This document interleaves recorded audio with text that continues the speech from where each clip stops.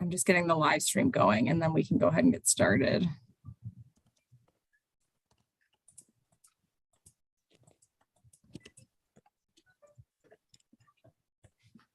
Okay, I think we are good to go. All right, I'm just grabbing my agenda and names. All right, welcome everybody to our April meeting of the Bend Environment and Climate Committee meeting. We are going to start with a roll call. We have a couple people that we know are going to be late or missing today's meeting, but if you are here, please just say that you are present. Bill. I am here. Covey. I'm here. Kelly. Present. Kersey. Here. Mark. Here. Neil is here. Peter Grube is not going to be able to make it today. And Rory, I don't see here. He said he was going to be a little bit late.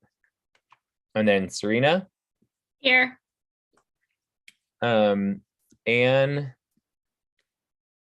ex officio is not here, and Sasha. Here. Wonderful. We then can jump into the approval of the minutes. Does anybody have any comments or questions on last month's minutes?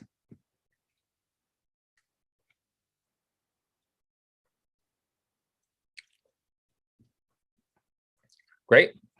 I'd be willing to entertain a motion to pass those last month's minutes. Okay, I always do this. Yes, Great. I make the motion, we approve them. Serena seconds. Wonderful. Raise your Zoom hand for passing the minutes.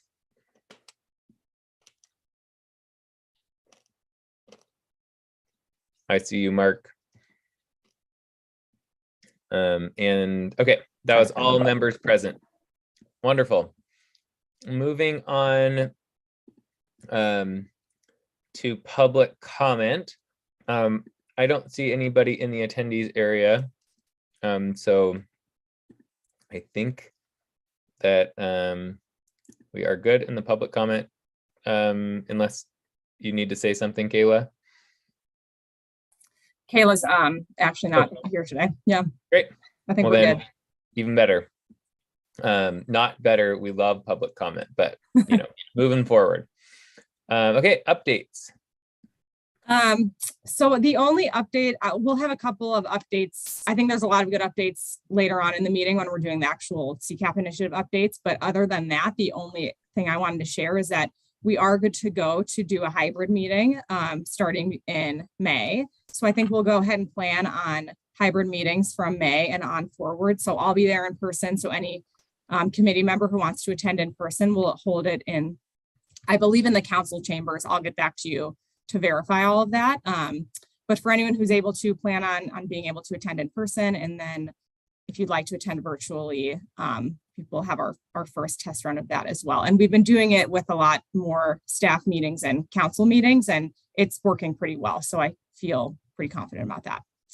So that's exciting. And that's my only update. Yeah, and I'll just comment on that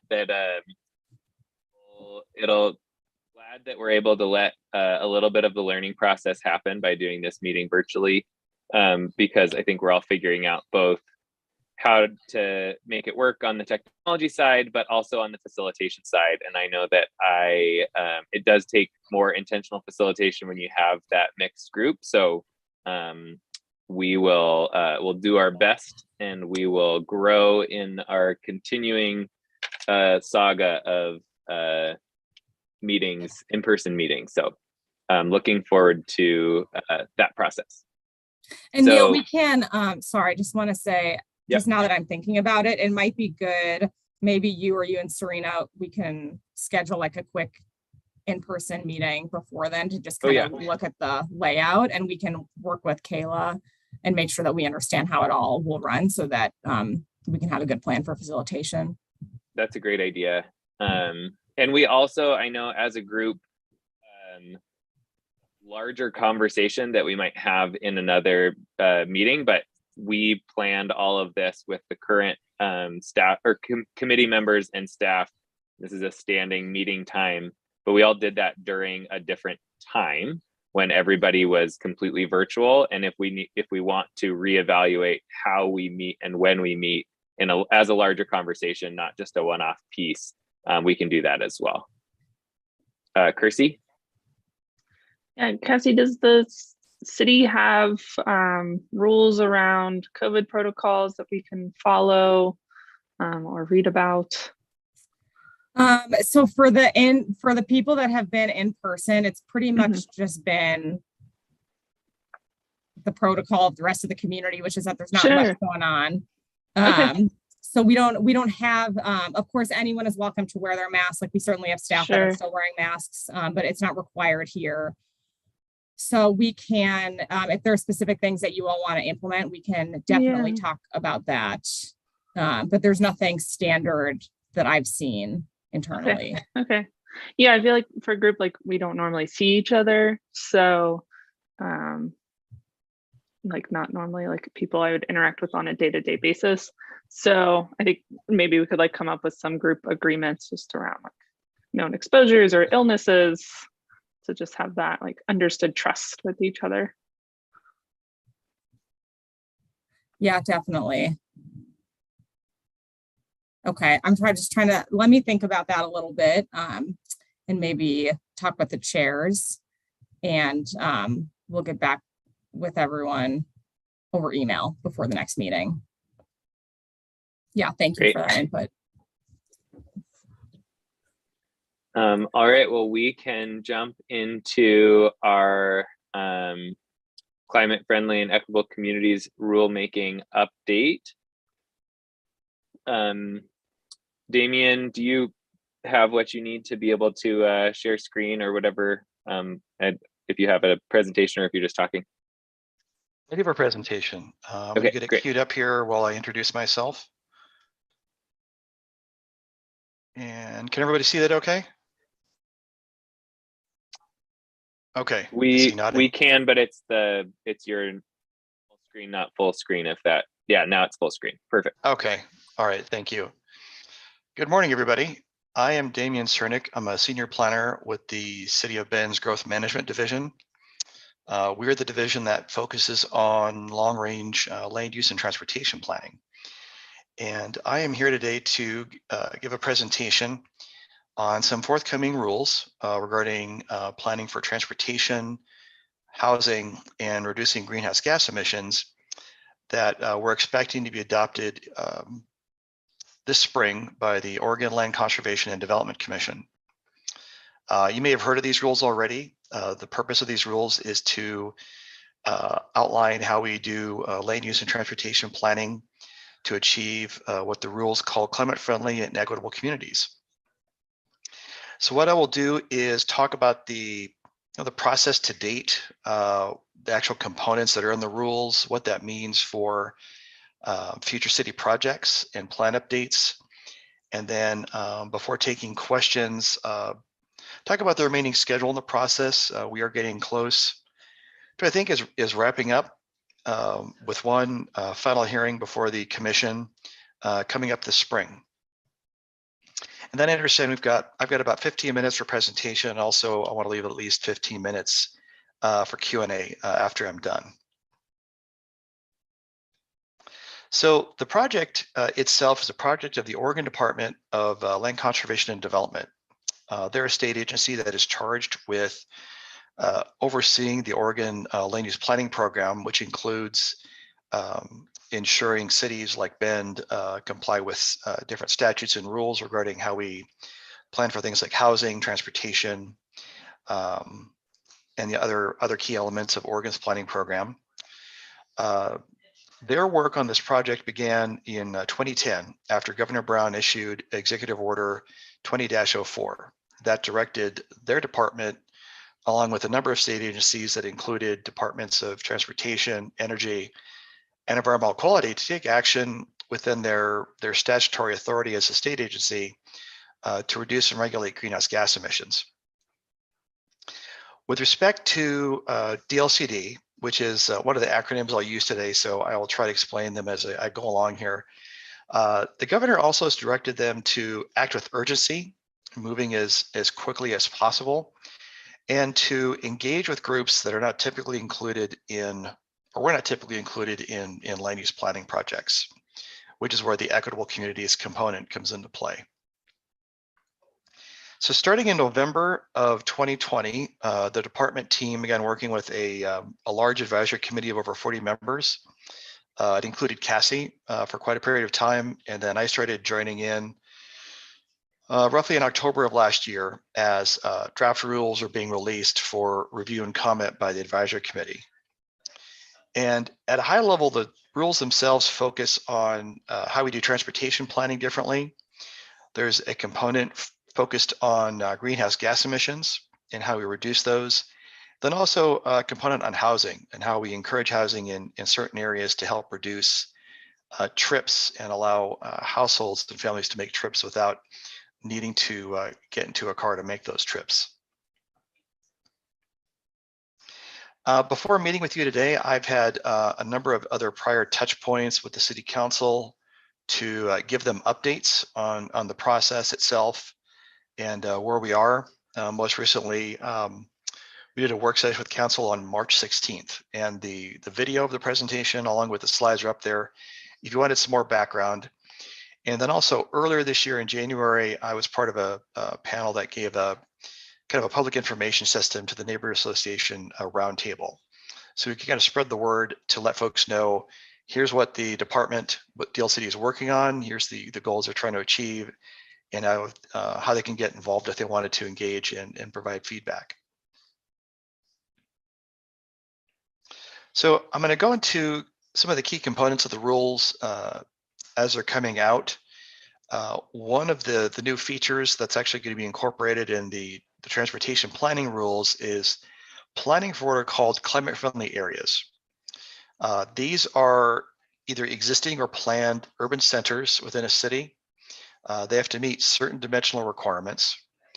One of the key components of planning for climate-friendly areas is sizing them so that they can accommodate 30% of our future housing units.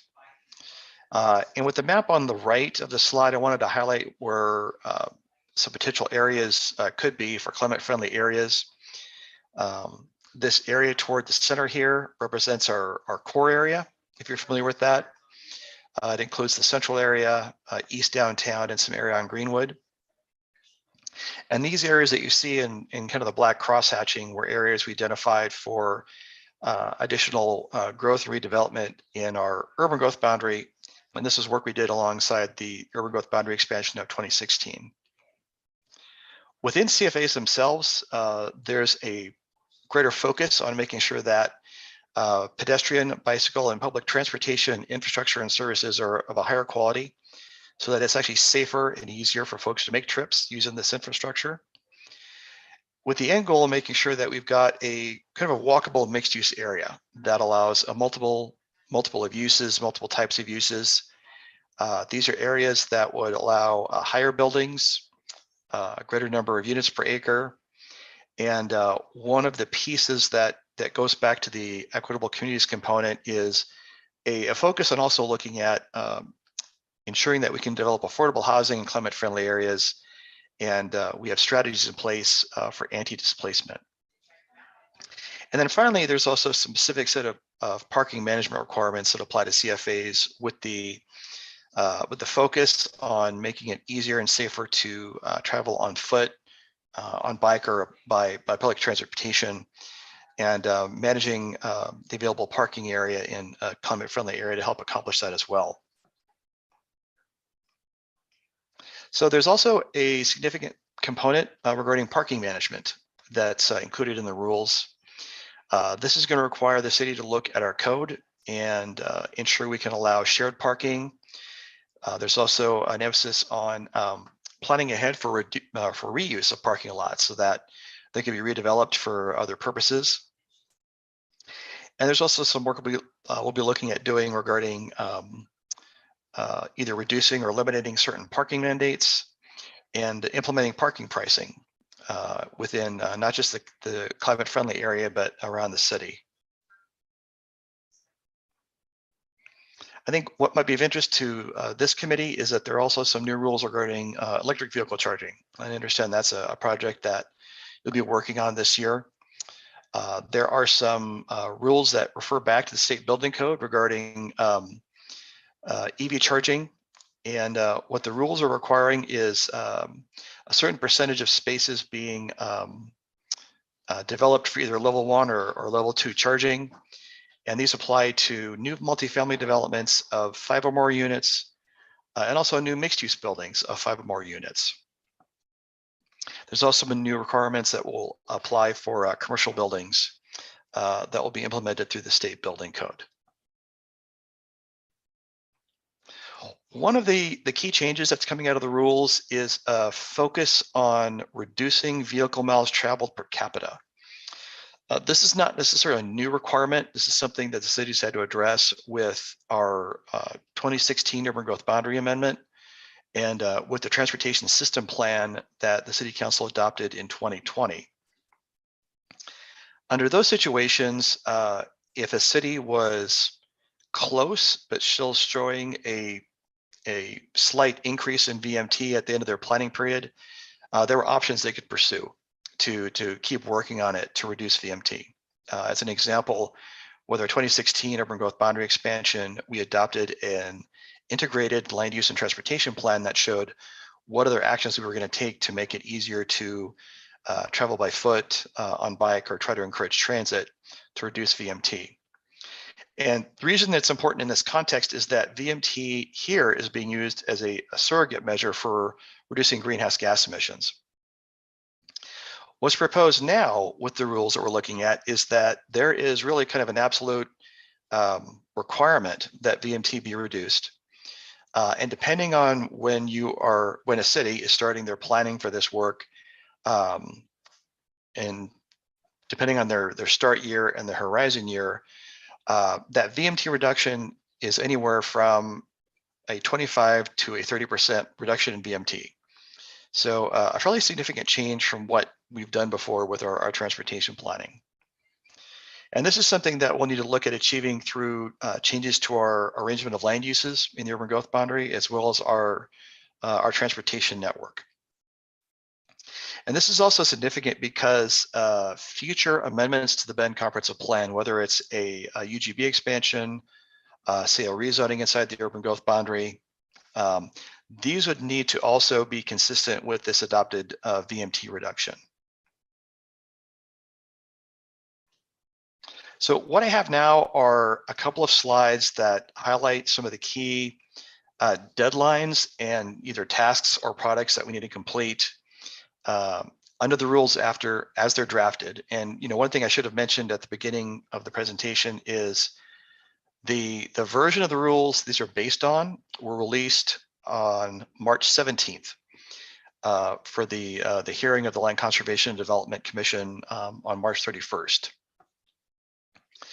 Right now, there's an optional requirement, not a requirement, pardon me, there's an option to, instead of meeting certain deadlines that I'll lay out here on the slides, for a city to propose a work program in which they can set their own effective dates or timelines for completing these key tasks.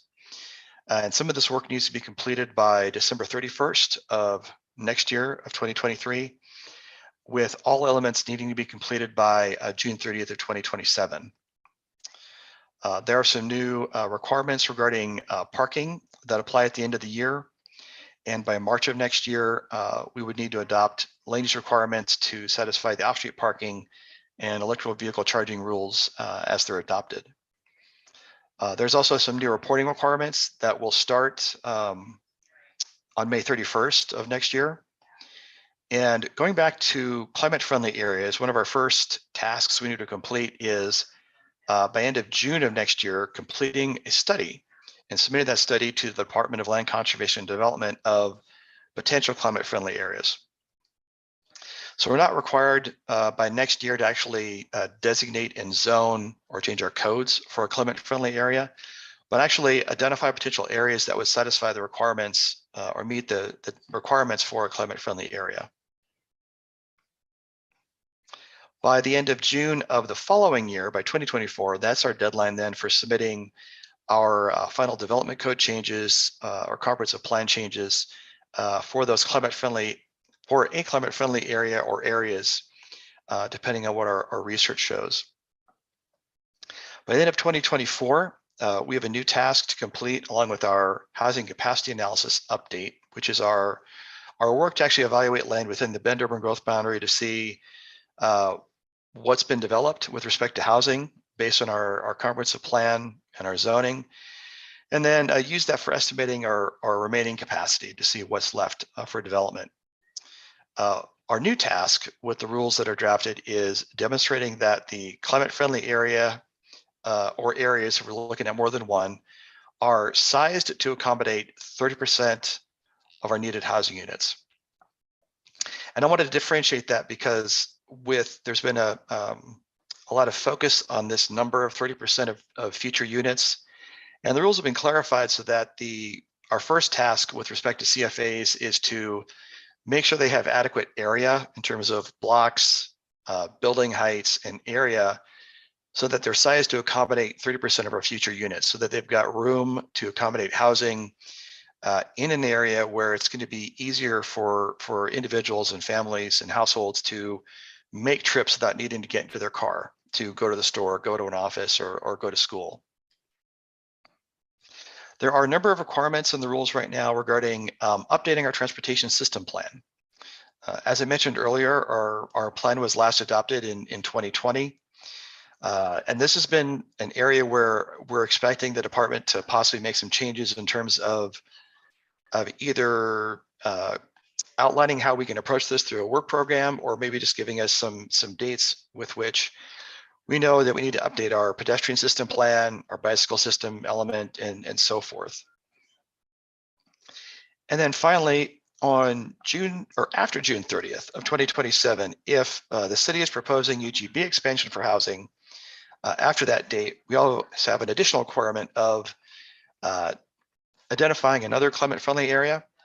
And then for those housing units that we needed to expand the UGB for, split them up where we're allocating half to this new climate-friendly area and then half to our expansion area. So this is where we are with the adoption schedule for the rules. The commission held their first public hearing on March 31st.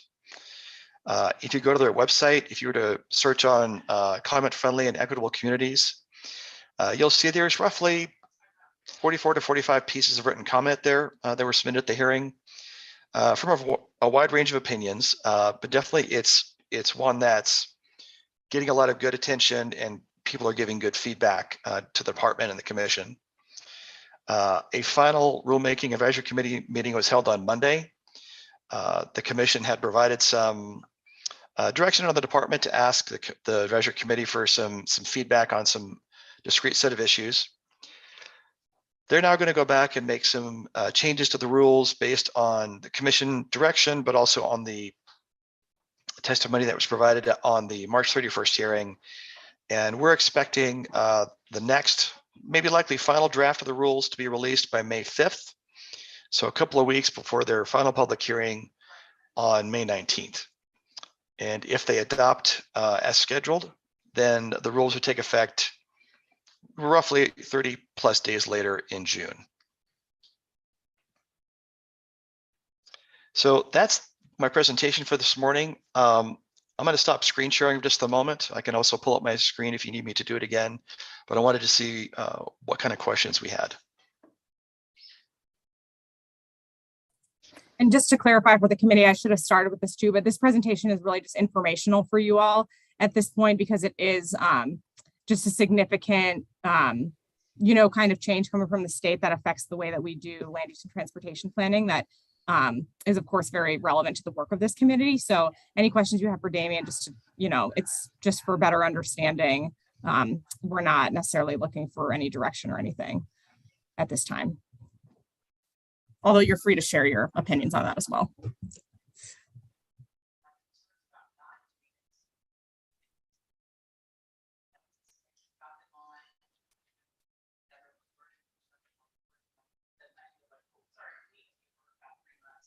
All right, looks like Rory raised his hand first. Go ahead. Thanks, Neil, and thanks, Damien, for the great presentation. I had a quick question about the work plan to complete the tasks versus the deadlines that are in the rules if a work plan is not submitted. I guess two-part question: Has the city discussed which way we might go as far as a work plan or complying with those deadlines? And if not, what do you think would go into making that decision? That's a good first question. So we have discussed internally the work plan option. We haven't set dates or alternative timelines just yet. I think one of the things that will help us make that decision is if the timelines I showed you a moment ago are still the same, then we might recommend to council developing a work program that we would then need to develop for them for their approval by this fall, because we need to submit the work program to the department before December 1st. And then there is a subsequent process in which the department would review the work program and make a recommendation to the commission on whether to approve the work program, maybe make changes or send it back for some additional work. So I think we need to see what the next iteration of the rules look like, and if we're looking at roughly the same timelines and same tasks, then we might recommend to council that we look at the work program option, given the work we need to do to comply with the rules, but also what's already on our schedule with the council goals and our work program.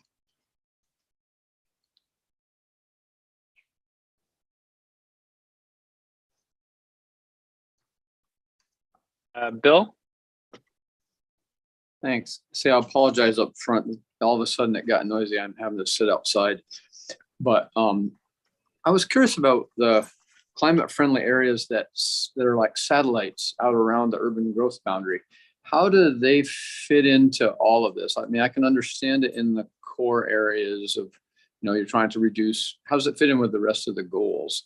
It's like reducing transportation and all miles traveled and all that, but they're sitting clear out on the edges. And I'm just curious about how that all works and fits in. That's a good question, and I should have done a better job clarifying that with that slide. So the slide I showed you was identifying the opportunity areas that were designated with our urban growth boundary in 2016. So they included the core, but they also included Juniper Ridge, some area on 15th and Knott near the edge of the UGB.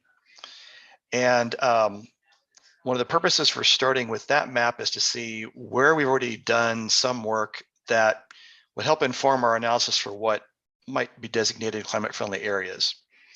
So the core is a good example of an area that we probably look more closely at. It tends to be one just based on the recent work the city's done. Looks like a good candidate. But there's also some areas near OSU Cascades we'll probably look at as well.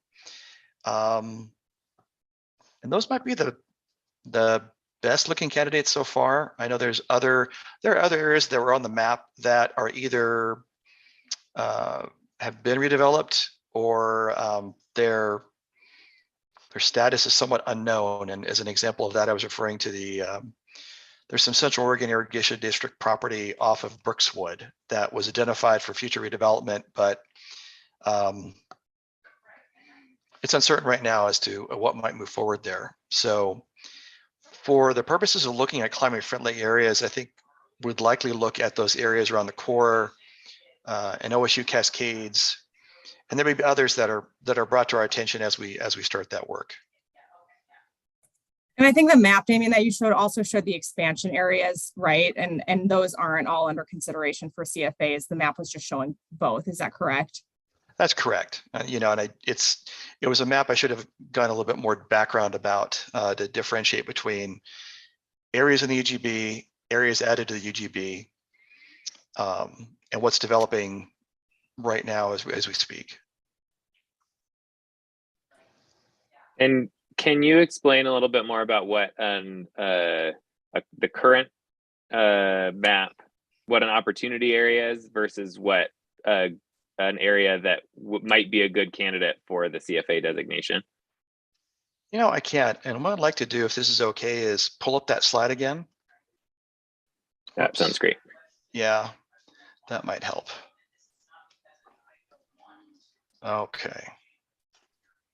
Pardon me while I screen share again.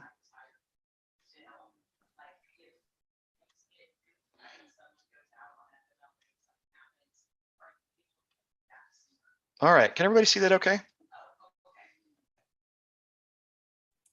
Yep, looks good. Okay, all right, thank you. So to provide a little bit more context,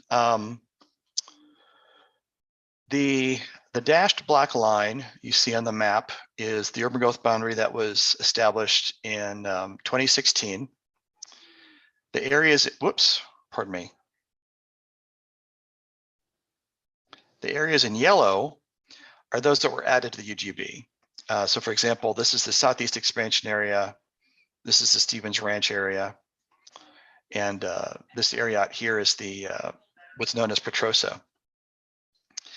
The areas that you see in this black crosshatching were those areas where the city identified these as potential opportunities for additional redevelopment. So in cases like the core area,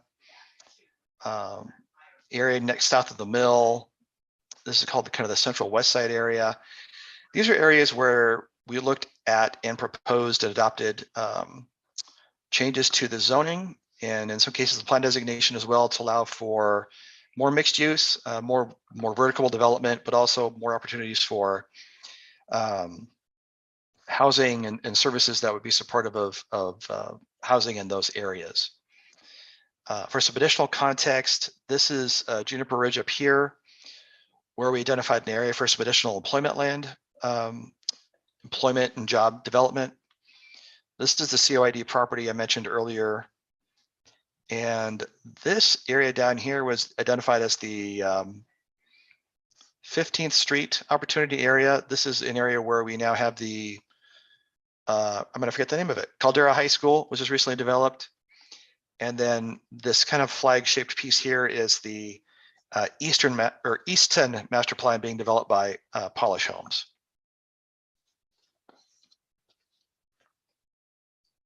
And I can also, after I'm done, send this on to Cassie as a PDF to share with everybody.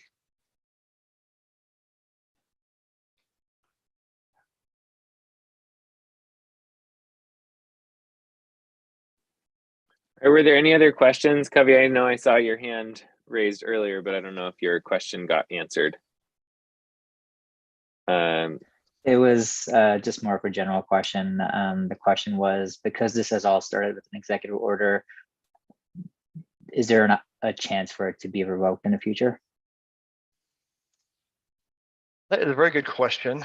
I don't know that I can answer it for you. I might have to turn to Mary Winters, because I understand what the executive order says, what it directs state agencies to do, but I don't know what happens when a new governor is elected this fall. So I will defer to Mary to see if she can help. And I'm sorry I'm putting you on the spot, Mary. Yeah, there's both a chance that once rulemaking is done, then it gets more complicated in revoking an executive order. I would say if there's a new governor, and the chances of the entire process being challenged, and whether there is a view for the authority for the rulemaking from an executive order is being considered, I think, in some circles. So all I can say is if there is a different governor with a different view, it gets legally messy for sure on many. I mean, I think our position has been, we are moving forward, we're reviewing the rules. I was just looking at, there are a lot of comments from other cities, including pretty progressive cities, Eugene, Springfield. Everybody is making lots of comments just on some internal inconsistencies and some concerns with the draft. I think we still have a ways to go before we see what is an ultimate rule that is binding on cities, because my sense is that there will probably be some challenges to it, whoever is the governor. Yeah, good question, Covey. Rory, do you want to ask another question? Maybe wrap it up. Yeah, this is, I guess, more of a comment, although I would welcome any response from Damien or Cassie or anyone. Just so in my organization that I work for, we've participated in this rulemaking at LCDC, along with a big coalition of other environmental groups statewide. One of the changes that we had asked for pretty strongly to the commission was about how we choose transportation projects. So as Damien described, one of the core pieces of this rulemaking is to reduce vehicle miles traveled, and cities have a target for that that's kind of connected to a greenhouse gas reduction goal for each city and region. One of the things that this environmental coalition asked for is to make sure that the list of transportation projects that cities plan to meet those VMT reduction goals is what's called financially constrained, meaning that that list of projects is planned alongside the funding that will be available. The alternative to that is just like a big universe of transportation projects that, if they were all implemented, all funded, they would result in that VMT reduction. So just, I don't know, I thought it was a good comment, piece of information for this committee to know that that's something that isn't in the rules that we, in my work, thought would be really important to ensure that these VMT and greenhouse gas reduction goals actually happen. Currently, it's not in the rules. So what I think that means going forward is it'll be up to cities, local processes, and the public process that goes along with those to kind of ensure that we are actually selecting and funding those projects that result in these greenhouse gas reductions that we're talking about. So that's just a comment from me, and welcome any response if anyone has it. I think it's a good comment, Rory. I think just to let everybody know, we're expecting the next iteration of the rules around May 5th, a couple weeks before the hearing. And the department, I know, has a lot of testimony to go through and address as part of their response, changes, explanations for why they're not making certain changes. So I think we'll all learn what the commission will consider here in about 3 weeks, around May 5th. Yeah, and I think for one of the things Rory said, and there's no easy answer for communities, is we had a massive process for our current TSP, which was acknowledged and went through the whole land use planning, out of which the city and the voters proposed geobond projects. And we have a separate committee that is going through that geobond list, but legally, there's only so much we can do once we go to the voters with bonds. And some of this overlay on top of that process with an acknowledged 20-year TSP, what do we do when we may be relooking or rethinking? And we're not the only city asking these kind of questions, like how does it work then when you have funding for particular projects with new regulations, and we can't just go amend our TSP when we have bond funded projects. You can, but it's pretty messy.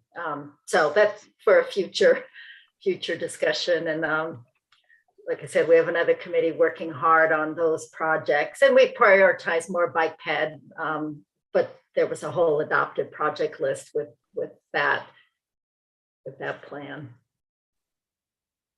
Yeah, thanks for that and that question or comment, Rory. And I just, we can wrap this up and move on to the next section of our agenda, but I wanted to also share and remind Damien and Mary and just kind of the committee as a whole that earlier on, we also reviewed this, and the goals of the climate friendly and equitable communities rulemaking process are very much in line with our climate goals as a city. which are, and so we shared our support of the goals of this process with council, and the intended outcomes of these projects are really important. And that's kind of the general message that we tried to share, without going into too much detail, because it's such a constantly moving target, that these are in line with city priorities. We have adopted climate goals, and that our current list of climate in our climate action plan, because we have an existing land use process and transportation process, don't do as much of the specific pieces that this can do. But we as a committee recognize that transportation and housing and climate are all very intertwined, and are generally supportive of that moving forward. I'm trying to summarize what we said as a whole without speaking for the group as a whole. So I'm seeing general nods, but if I misstated anything, feel free to speak up, anybody on the committee. All right, wonderful. We can jump into our next agenda item unless there's any final, anything that else has to happen. We can jump back to Cassie to talk about the 100% renewable and renewable energy tariff conversation. Thank you very much. Yeah, thank you, Damien.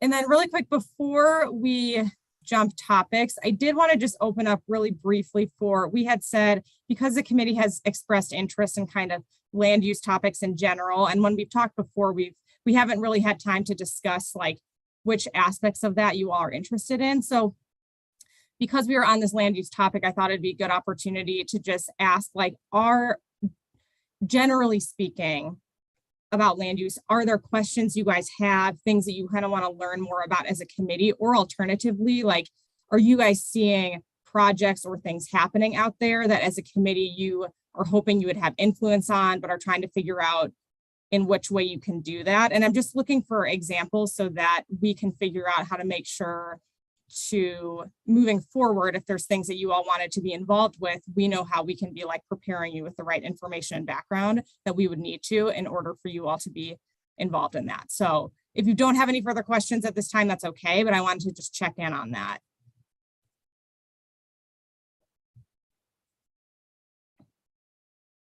Kelly? Yeah, this is a topic that I'm interested in, and I think I just need to do more research on my end to understand what's in place already. And so if we have a list of those resources, just things that I can read through to get smarter on this topic would be helpful. Okay.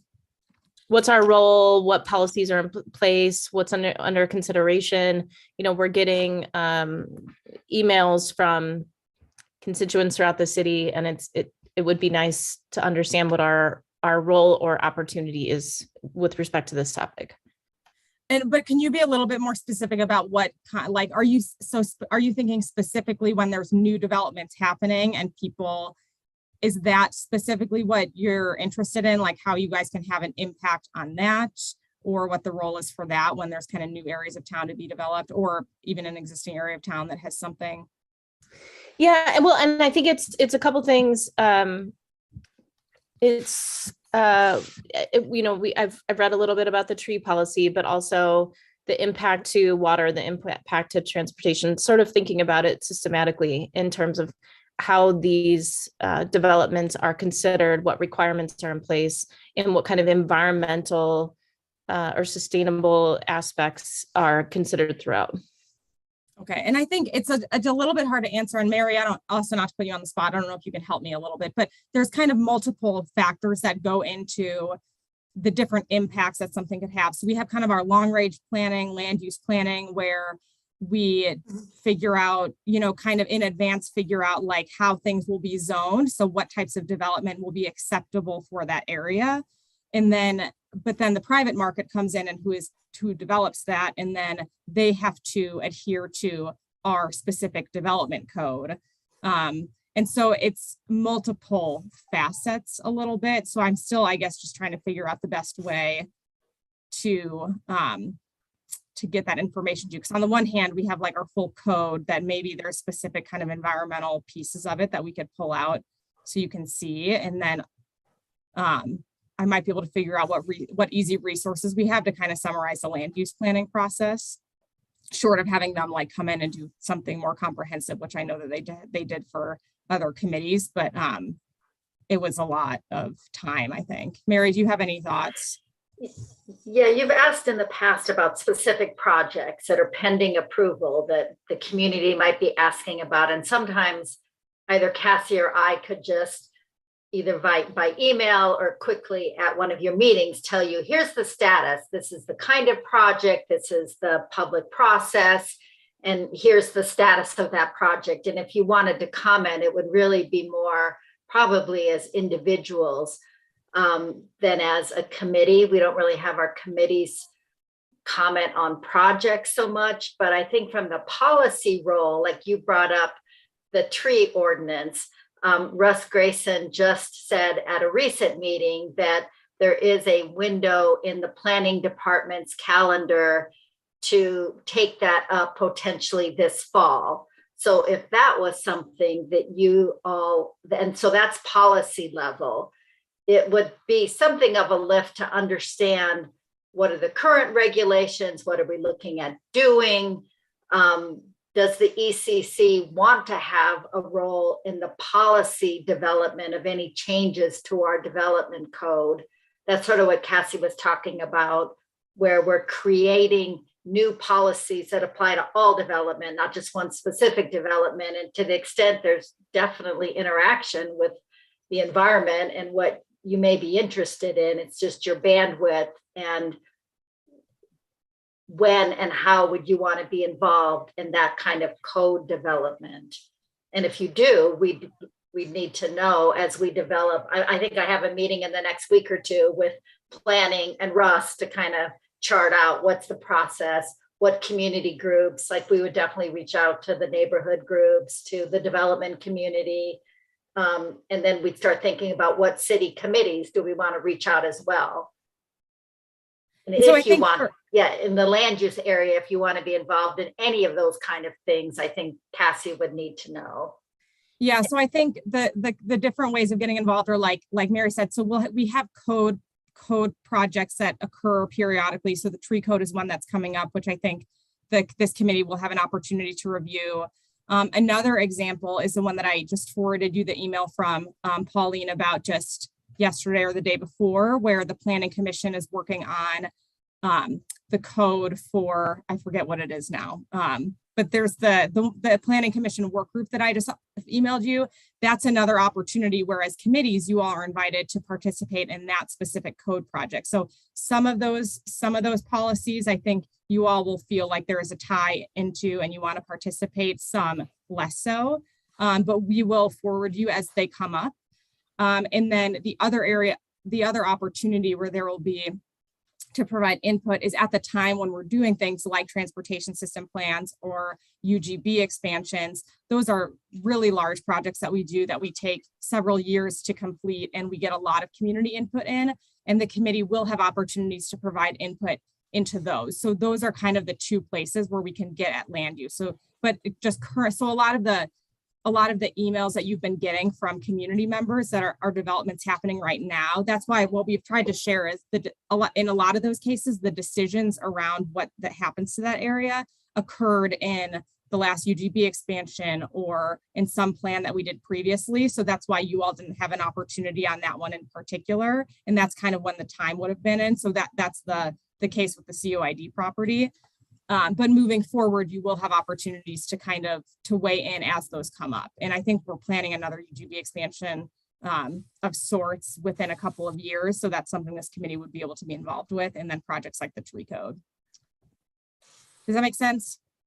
Yeah, one follow-up. I don't know if this,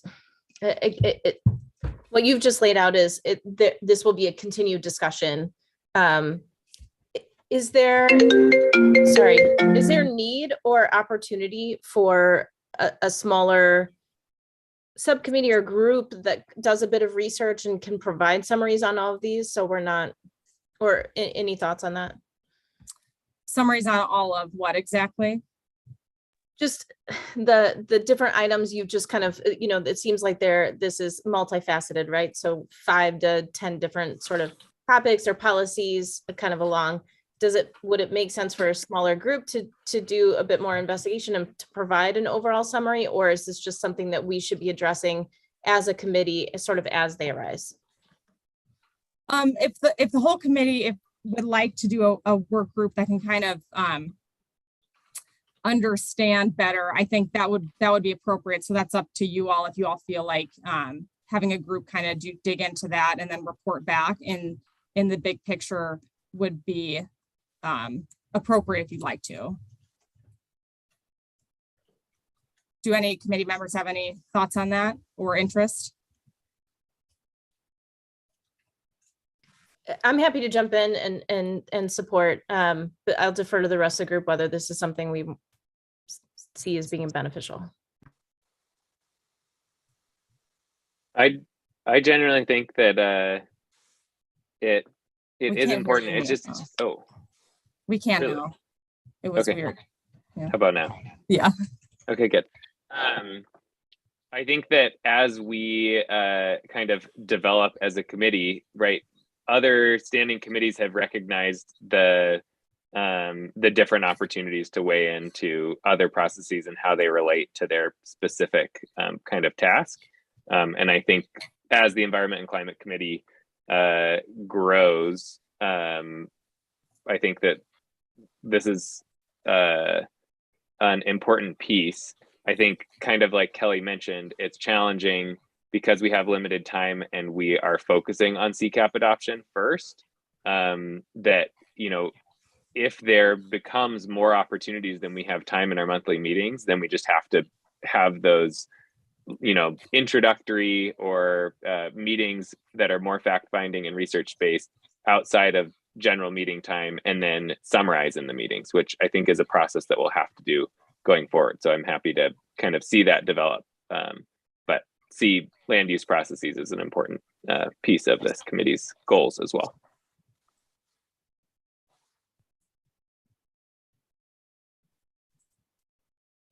Rory?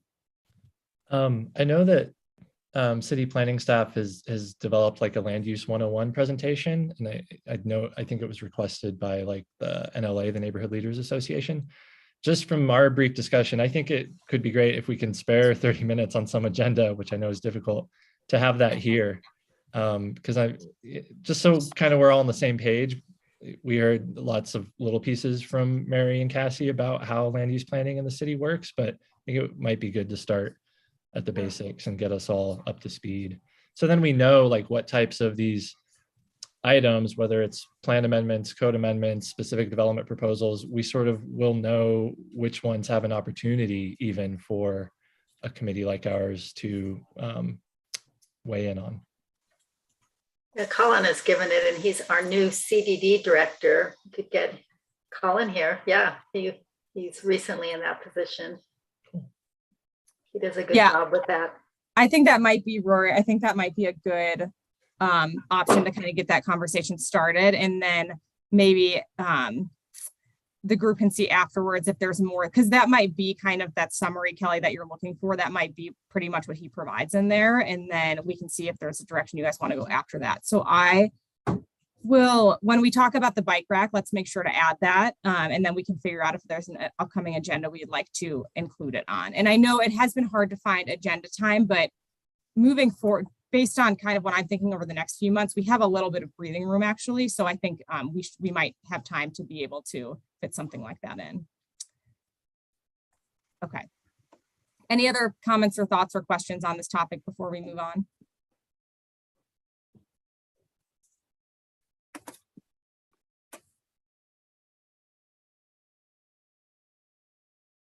Should I go ahead and move on then, Neil? Okay.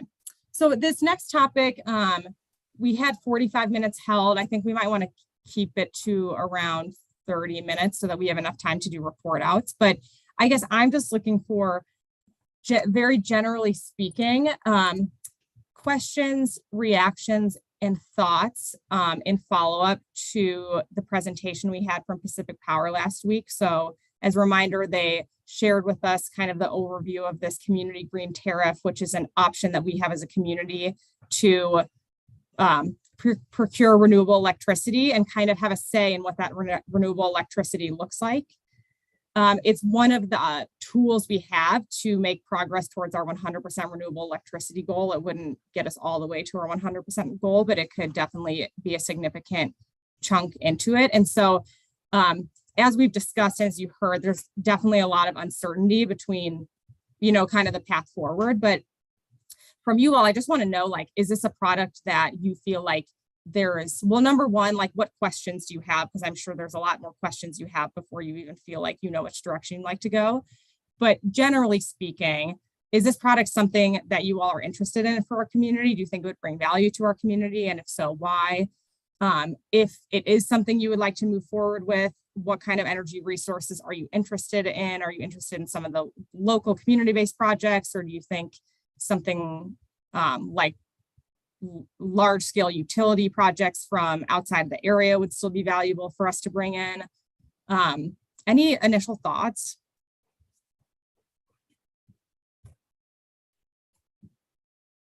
Oh, and actually I asked Bill if you wouldn't mind. So Bill and Peter are the subgroup working on this. And so I asked, we've had a few discussions about it. So Bill, if you wouldn't mind, I'd like to hear from everyone, but if you have a couple of minutes of thoughts on kind of where you and Peter are based on your discussions. I have several thoughts. I was wondering if you wanted to hear from everybody else. I mean, I've thought about this a lot and we've talked about it a lot, so I don't want to necessarily color this because I have a definite opinion on it and I'm not sure it's the right time.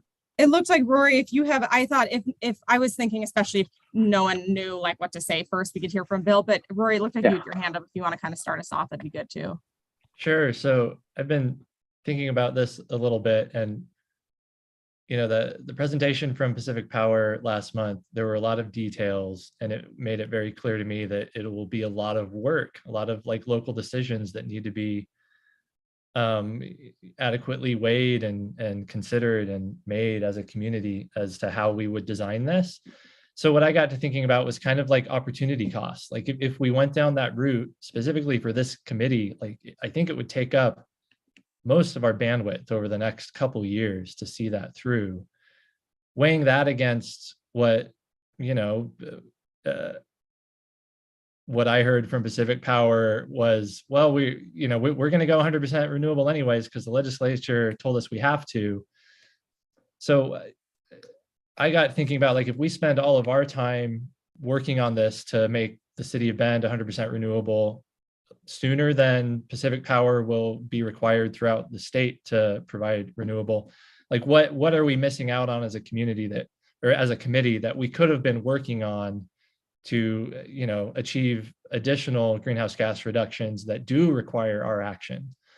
I don't know if I'm explaining that well, but so my big question where I want more information is, like, will it be worth our time? Like what greenhouse gas reductions can we achieve sooner than Pacific Power will have to provide, versus like what other non 100% renewable greenhouse gas reductions through our other CCAP actions could we be working on, that would be additive to Pacific Power's RPS timeline? So, that's a big hefty question that there's no easy answer to, but that's kind of how I'm thinking about it. Thanks, Rory. That's really helpful and great perspective. Mark? I think I had almost the exact same thinking, and I didn't want to jump in too quickly because if people are excited about it, I didn't want to be discouraging towards it. But in the same way, I was thinking how if we were looking at sort of the cost that we would see here and the lifetime benefit, sort of this, 30 years, 40 years of the benefits relative to the costs on this investment versus the kinds of investment that feel like the exact opposite to me, where you're opportunistically getting an investment in place that you might not have the opportunity for in the future. Like I know it's not really on our list, but the natural gas connection retrofit, or any kind of retrofit type of scenario where we have an opportunity now to do something and we won't have that opportunity in the future, versus the 100% renewable where it will happen on its own in the future. So if we could, not trying to force it too much in an economic framework, but it does feel like if we look at the costs and what some 20-year, 40-year expected change in carbon emissions would be with and without a couple different high profile options that we have that would help make the decision. And I get the sense that there are more and more tools available to at least get an approximation of that. But I think the sentiment that Rory, you have is the exact same one I have.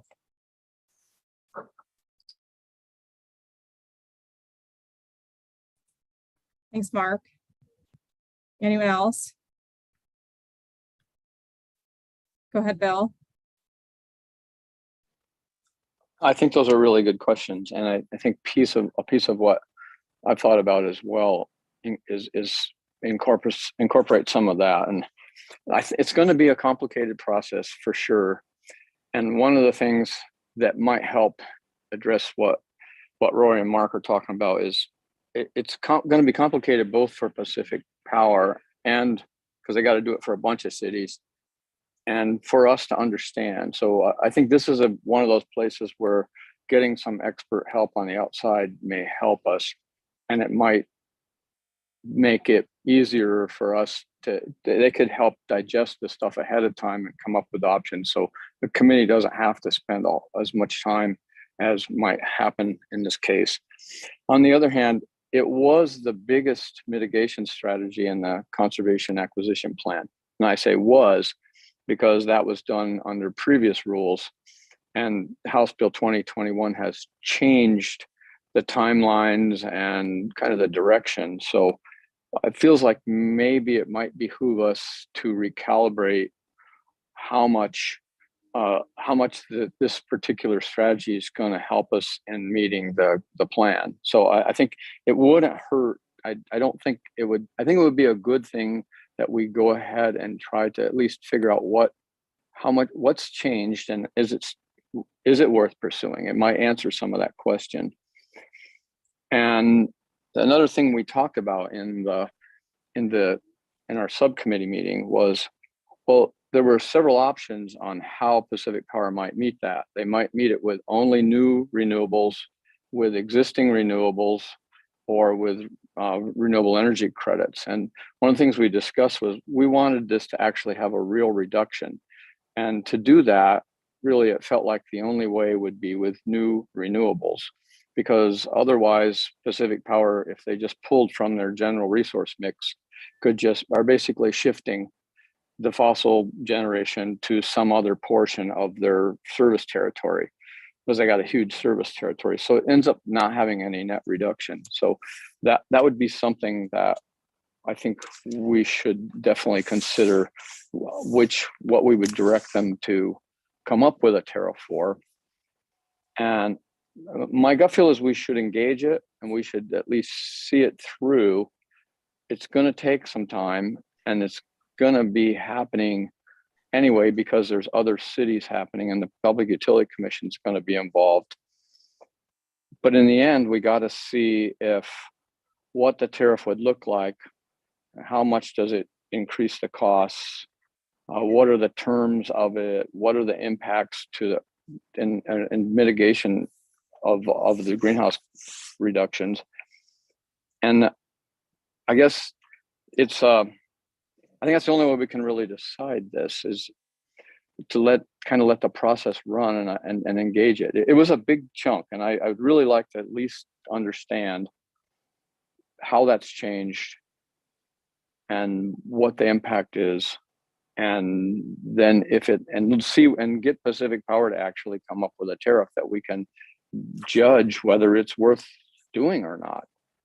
So I mean, I kind of have the opposite of opinion a little bit. I think we should at least engage it so we can know whether we're losing an opportunity to spend time on other things, because it may be a good resource, but we're not sure of that yet.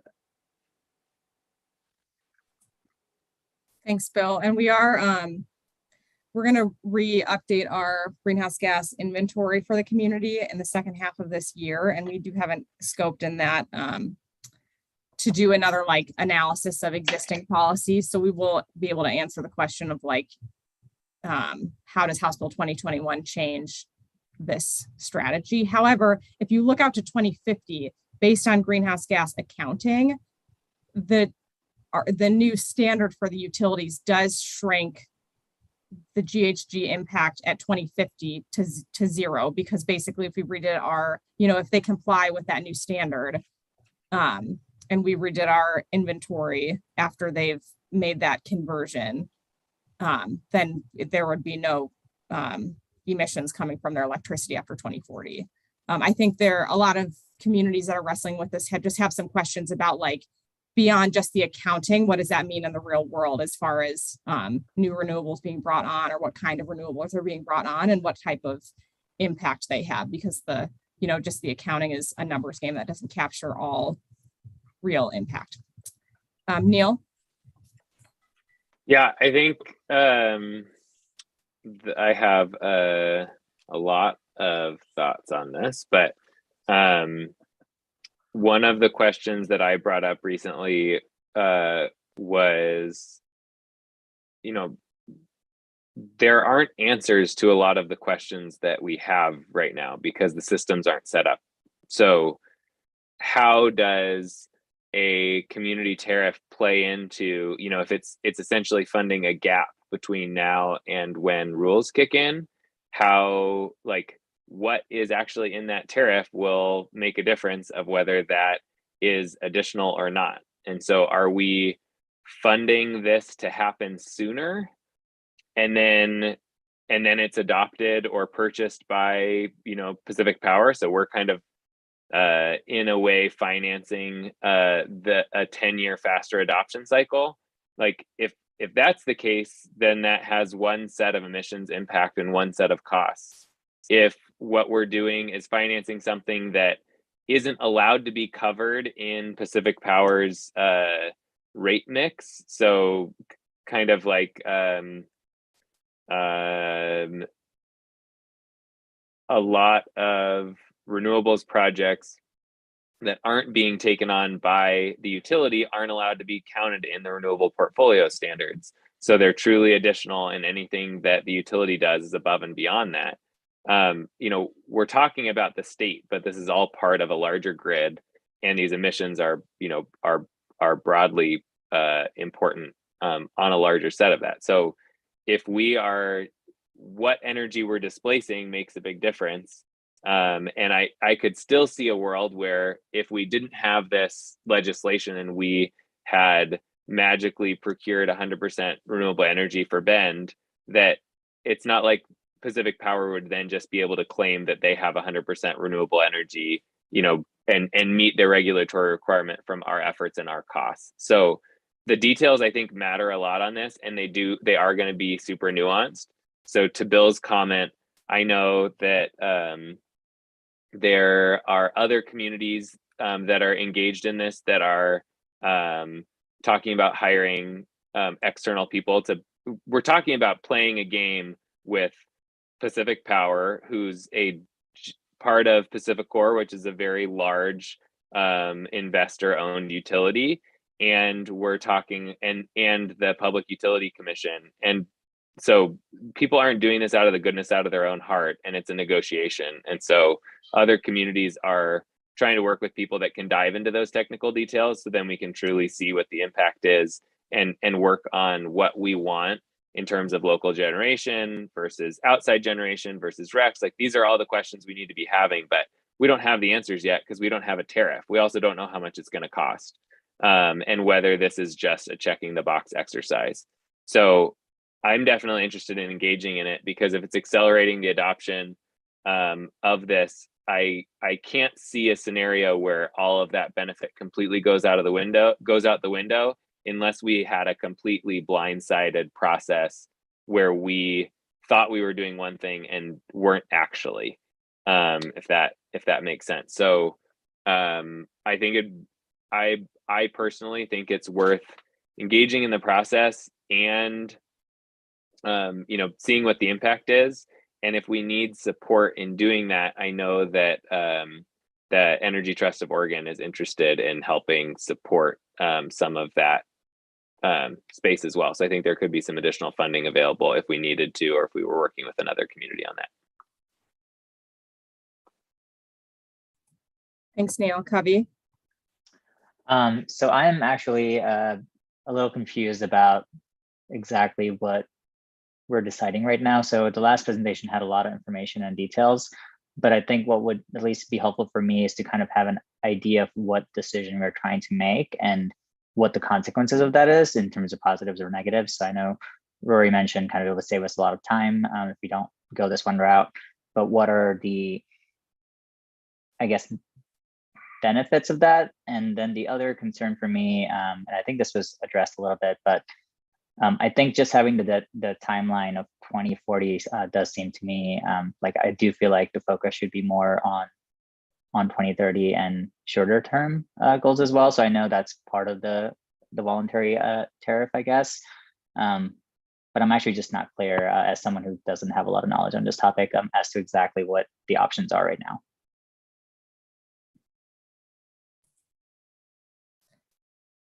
Yeah, thanks, Covey. And I think it's a good question. Because I don't think we're not trying to make a decision right now. I'm kind of just looking for general like opinions on this tool. So what I've heard has been really helpful with just respect to understanding kind of like the different pros and cons of pursuing the tool. I think based off of what I'm hearing, like as staff will continue to engage in that in the process and certainly in the PUC process to help kind of try to shape the tariff in a way that we can ensure there are actual benefits to it, whether or not our community decides to pursue it. You know, for other communities that do, that's something that we want to have input on. But understanding that there is like this idea of like they're just not wanting to spend wanting to really focus on kind of more immediate near term like impacts that we can have for the CCAP, and not wanting this topic because of how complicated it is to totally derail us from getting other important work done. And I think we can kind of strike a balance in there, but it's definitely helpful for me to hear where everyone is at. Bill? So it does feel like maybe the question we're asking today is for the committee is, should we keep pursuing this? I mean, how interested are people on this committee in moving forward with kind of what's been discussed? It still is a bit of a fact-finding thing, and it's going to evolve. And I think in this CCAP, we were trying to be 100% renewable by 2025. Well, clearly that probably isn't going to happen, but that certainly is accelerating it sooner than 2040. And it seems like one of the goals of the legislation was to accelerate and allow cities to contribute to try to get the greenhouse gas reductions done sooner than later. I mean, if you're trying to do a whole utility grid, it's going to take a while, and you can't really expect the utility to be suddenly green and renewable in a 10-year time horizon, especially when there's 60% coal.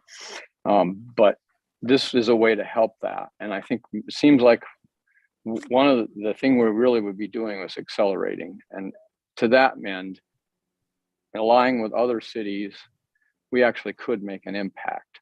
So anyway, I guess the question is that something that sounds like it's worth pursuing? And if so, should we maybe get some help from the outside? That would be another question maybe that would be good to ask of the committee. Neil? Yeah, I think the kind of question of how much work this is versus the impact is part of the reason. I think I didn't do the analysis, but part of the reason why I assume the emissions impact of this puts this like far and away the largest thing on our climate action plan is because it's broad sweeping. Any voluntary, like other projects have to happen, but they don't happen all at once. And or they don't happen at 100% scale or 90% scale. And so I think that that's part of the reason why this ranks so high and why it's worth it in my mind. I mean, we don't know all the information, so we can't make that final decision, but this is in the CCAP. It's the largest action. That's why we prioritized it. So it has full support of following the process in my book.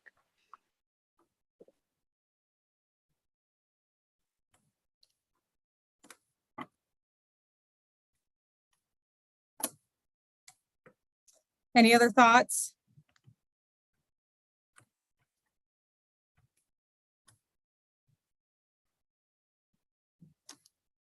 Rory?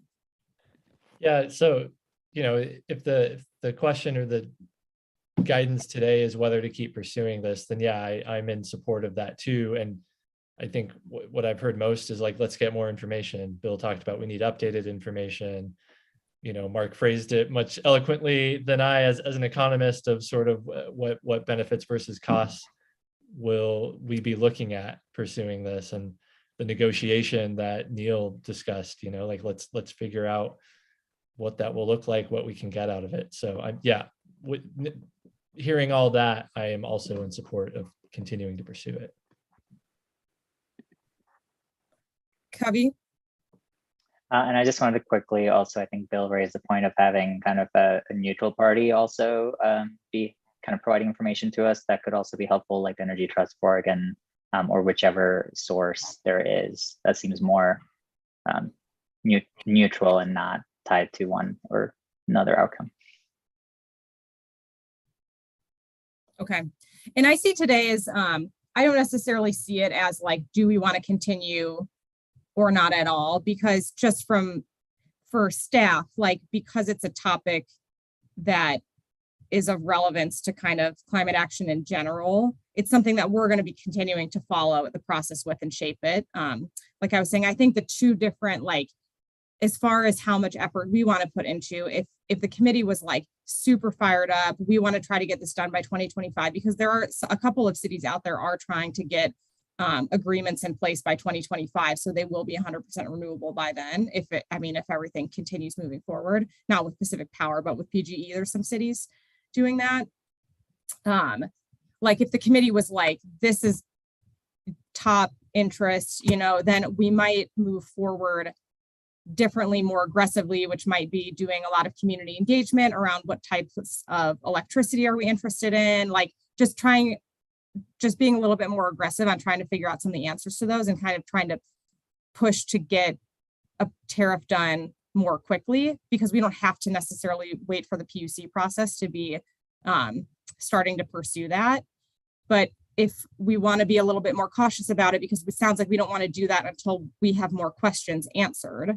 So actively participating, but kind of waiting for the PUC process to roll out a little bit, potentially working with other communities to get some technical expertise to help inform that process, like on behalf of the cities that will actively participate in, but not necessarily like diving headfirst into doing a lot of community engagement on this, is kind of what I'm hearing. And then the reason I don't feel like we need to decide yes or no today is because with that kind of second option, it's like, we'll continue working on this. I'll probably continue engaging the subgroup. And if there's people that want to kind of follow more closely on the PUC process and that sort of thing, we can do that outside of these meetings, unless there's something that really needs to come to the full group. But as we get some of those answers, then we can have the full committee make a more informed decision about whether or not to pursue it, like officially, once we have more answers. That's kind of the direction that I'm taking. Kavi? My only question is, I know you mentioned some other cities are being more aggressive and trying to hit that 2025 goal. And I just want to kind of get some clarity, because I'm just confused a little bit, but are we on track to hit our CCAP goals for 2025? As it mentions, this like 40% of the greenhouse gas reduction goal by 2030, but it also mentions that this is a large portion of that. So I just want to make sure that I don't want, just because I don't have enough information to know if this is the right path, I don't want it to sound like we're not taking the aggressive action or we're not choosing something because we're delaying it, if that makes sense. So the analysis that we did assumed we would have 100% renewable electricity by 2025. So for that showed us hitting our 2030 goal. So my guess is, without actually doing the analysis, which we will have an opportunity to do later on this year, not really in the same, but we'll be able to get more information about how the new legislation affects us later this year. My guess is that we would not be hitting the 2030 goal by not pursuing this program now. The program also looks a little bit different than our assumption. So even if we did pursue the program, I don't think we can guarantee we would hit that projected goal anyway. If we look out to the 2050 projection, because that assumed a 100% renewable electricity supply, and by 2050, we will have 100% renewable electricity supply, then by 2050, I think we would still be on track to not to meet the amount that we projected, if that makes sense. So it would just happen differently at a different pace than is shown in the modeling that we did for that. But another important element is that this tariff program only covers small commercial and residential and not large commercial and industrial. So it's actually only a portion of our electricity mix. So that's something that we didn't factor into. I guess for that, it doesn't hit our full 100% renewable electricity goal. Pursuing this tool doesn't. It just gets us a large chunk of the way.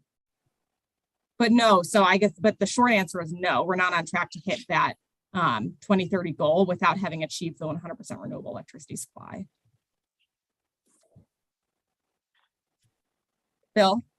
To add to the complexity of it, well, so Pacific Powers is also on a down ramp to on how much of their mix is going to be from fossil fuels. So does that count toward our target? In other words, if we went 100% renewable, okay, that and might not meet it, but at the same time, they're having a declining amount of fossil in their mix, and that goes across everything. So add to the complexity of the thing in the analysis. Again, I think it points to allying with some folks to try to help understand this makes a lot of sense. And there's so many questions to answer in this thing. And the legislation kind of also might have affected the timeline. I mean, we had to wait to see what happened with that. So you really couldn't pursue it. So yeah, okay, if we don't make 2025, it would be great if we could, but the legislation may have thwarted that goal a little bit because everyone's scrambling to try to figure out how to interpret that. And then there's going to be rulemaking and all that stuff to go along with it too. And the PUC will have to be involved. That's the other, we can't I don't know, you mentioned that, I don't know, how can it happen outside the PUC? Because they got to approve the tariffs. Yeah, no, that's the part that no one knows what's going to happen. So my understanding is that PGE is getting close to proposing a tariff for some of their customers. And I don't think we know exactly what how PUC will respond to that, if they'll say you need to wait till we go through this process, or if they'll that part we really don't know. But they are moving forward with developing something so that it's kind of ready-made for whenever the PUC is ready to do that. Good. There's a model. Covey? And just a quick response, because I've already acknowledged I don't understand as much about this, but I think my one concern based on what you mentioned, Cassie, is if we're not on track to kind of meet our 2030 goals, and this is obviously a largest portion of that, to me, that is concerning, because I think that's what the community had come around. That's what City Council endorsed in terms of our targets. So I guess that's one of my concerns, is if we're not on track to meet our carbon emissions reductions targets, because this is such a big part of that, and we're not on track to meet that by 2025, is there a way we can still be more aggressive, or is there a way we can meet those targets? Because if anything else, I think we should be having more aggressive targets of reduction, and then even 40% by 2030. And I do think the 2030 goal, to me personally, seems even more important than 2040 goal, because I think according to the IPCC, we have to reduce our carbon emissions by 50% or 46% by 2030. So that is a big concern if we're not on track to meet that. And I just want to know if there are ways we can adapt our plans to be on track again to meet that. Yeah, it's also a good question. I think the challenging thing is that when we set the strategy for 100% renewable electricity, we thought we had one pathway available to accomplish that.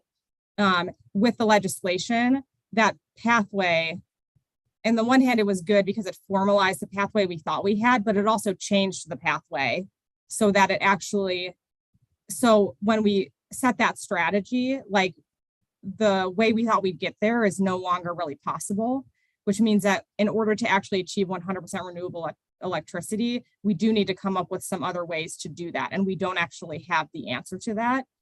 It's pretty hard to achieve that if you if you don't have the leverage of doing it at utility wide.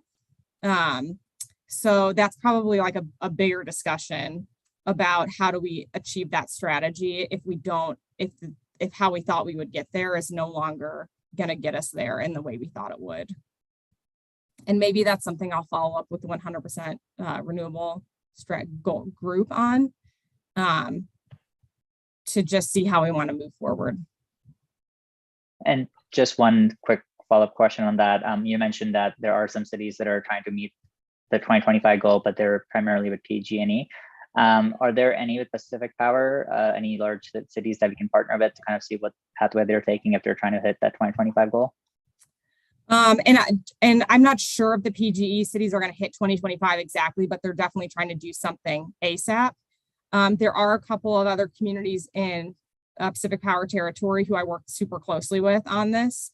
None of them are trying to move incredibly quickly because they have a lot of these same concerns or questions, I guess. So the ones that I have been working most closely with are Multnomah County and Hood River. There's a few others in Pacific Power, but those are the ones that it's been most active in. And yes, we do coordinate very closely with them.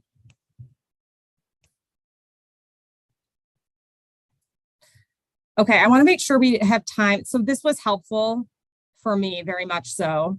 I need to digest a little bit before I can figure out what the next steps are, but thank you all for all the input that you shared. And I think it would be great to move on to updates so that we can hear about all the other good stuff that's been going on. Yeah, awesome. Thanks for the discussion, everybody. It's nice to have enough time to actually have a discussion on both of these things. So this is wonderful. So we're going to jump into our subgroup report outs. We have updates from Home Energy Score, Evie Readiness Plan, Reach Code Bill, and Revolving Loan Fund. I'm not sure, or yes, we'll do them in that order. Is there somebody that has an update on the Home Energy Score subgroup? I can go. Great. So Kirsty and I and Cassie met with the stewardship committee of City Council, and Cassie gave some background on how we got to here with the Home Energy Score, and then Kirsty and I shared our committee's recommendation and some of the information on what we base that recommendation based on. So the stewardship committee, approved. Is that the right word, Cassie? They yeah, I mean, they're not an actual decision-making body, but they indicated that they support the direction that the committee wanted to go. So they supported that. And overall, they were fairly enthusiastic to go down the route of a mandatory or required home energy score program, because that is what was found to be effective. The one piece of feedback that I think we got from the committee, the subcommittee, or whatever word it's called, was, and specifically from Councilor Broadman, was that basically a sense of urgency of kind of wanting to do more, and was happy to support this action, but just wanted to make sure we were kind of hitting all our goals and all the actions that are in the CCAP. So that was the one piece of kind of feedback that came out of that meeting. Anything else you want to share, Kirsty or Cassie? Just next, I think for next steps, I'm kind of scoping out what the work plan will look like to get the home energy score policy created. My goal is to have the council adopt the ordinance by the end of this year. So at our next meeting, I might request just super brief, like 10-minute update on kind of what I'm thinking as far as getting a draft, having the subcommittee, the working group maybe review that draft, have the full committee review the draft, and then we'll do a little bit of public engagement. So I'll be able to share more specifically a timeline for that at the next meeting, but it's exciting to be able to just move on ahead with that. Thank you. Awesome. Thanks, Covey. Evie readiness plan, were you gonna give that update, Cassie? Yeah, and it's Okay. nothing huge at this point. We had Neil and Bill joined with a staff group to kind of do some mission, vision, goals setting for the EV plan. And the consultant right now this month is working really hard on finalizing kind of like what the recommendations are going to be in that report. So by the end of April, we should have a general draft of like what types of things are being recommended in this. And so for the May meeting, I'm going to have HDR come back and present those recommendations to you all so that you can give feedback on whether that's the right direction we should be going or not.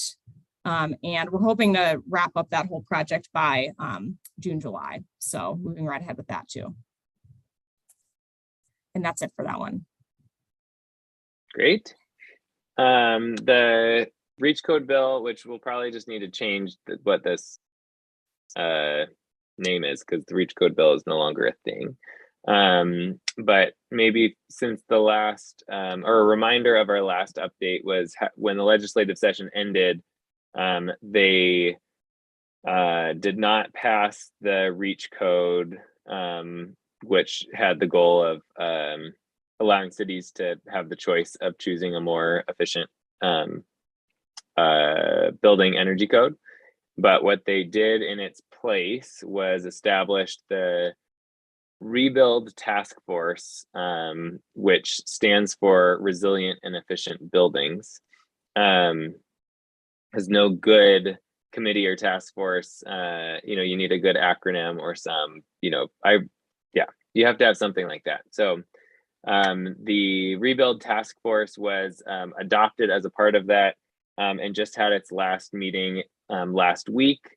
And I'm a member of that task force. So I have one of the climate and environment seats, and also, although not a specific seat on the committee, am trying to, or a part of my role is representing the Central Oregon area with people on the task force from all different parts of the state. So that's really exciting. I'm excited to be involved in that process, and I'm optimistic that we're going to get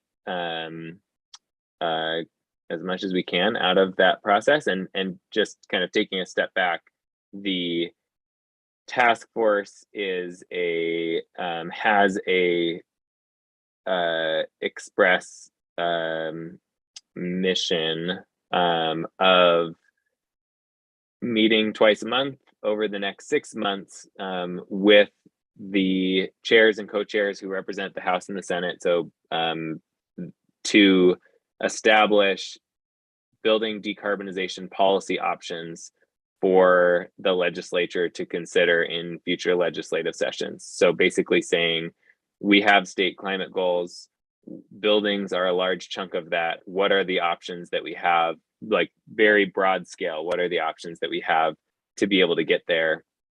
And what are the barriers kind of to those happening? So the first meeting was very much a getting to know you type of meeting. But the general kind of comments that we got from the co-chairs was that the intention of this is to be kind of broad scale, all encompassing and visionary, of really not just looking at building codes, but looking at all options for new and existing buildings to get us to our climate goals. So building decarbonization and resilience will be topics of conversation in the group. And we learned we had a very extensive, it's a 26 member committee or task force. So it's very large. So we had an icebreaker and learned what people are most excited about when, as COVID kind of goes off into the distance, and learned that there's 2 members on the committee that think they're the best huggers out there. And so there was a little bit of competition in the task force. So that's what I have as an update for that. If you want to, as a group, if there are opportunities to weigh in or interest in the process, I'll provide updates at these meetings of anything that we have done or will be considering. But if you, in the meantime, see or think of this is something that at the state level would be really impactful on the in the building decarbonization landscape, please feel free to reach out to me, and look forward to following that process very closely. Next subgroup report out is for the revolving loan fund group. I don't know if we designated that, Mark or Bill, if one of you wants to give an update, since I just talked for a little bit about the meetings that we've had in the last month. I guess I'm happy to start. You guys can compliment. We had a meeting with CRAP 3. Are they technically a nonprofit? They do quite a bit of work to help finance energy efficiency projects at the household and other scales. And so we were interested in learning more about the potential to engage them and augment potentially the programs they already have in place to help encourage more investment in renewable energy.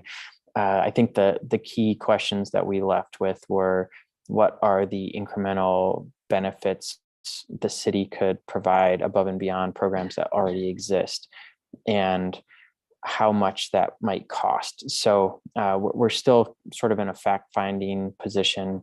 I think we recognize that we've got a few others that we're going to want to talk to get a sense in terms of experiences elsewhere and what some of those target project opportunities might be. For example, we want to try to talk to some folks in the local solar industry to get a sense of where they see that there's more potential, and then use that to step back and think about what kind of role the city would want to take. And for example, how large of a revolving loan fund is necessary? How much is the administrative cost for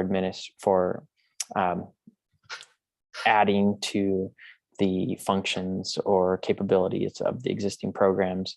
But I'd say in general, we are starting to get a little bit more specificity in terms of what we think could be useful, but are probably still mostly in a fact-finding mode. Bill, Neil, anything you'd like to add? I'll say that Cassie's been joining us for all those meetings too. Anything I missed, Cassie? Okay. Oh, that sounds great. Okay. Yeah, I think that sounded good. I think the one of the pieces that you mentioned that is kind of another bug in the ear of the rest of the committee is, as we're figuring this out, we're also trying to figure out a revolving loan fund could be spent on a lot of different things that are in the CCAP that could meet both our climate goals and our other co-benefit goals of the CCAP. So we're diving into trying to figure out where that biggest impact is, but that's something that if it comes up in other places of, a financing gap is what's missing here, and it would accomplish all these other goals, like definitely we'll bring those to the table, and we'll bring our ideas to the group as well, but just putting a bug in your ear for future meetings.